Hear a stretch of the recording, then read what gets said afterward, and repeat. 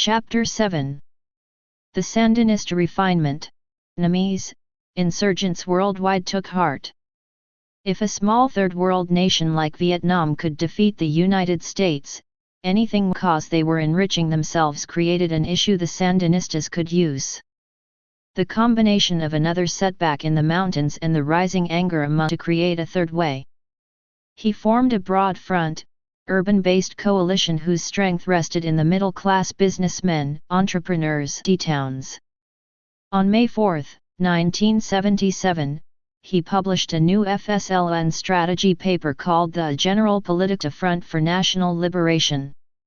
Written primarily by Humberto Ortega, it contained the basic insurrectional strategy, including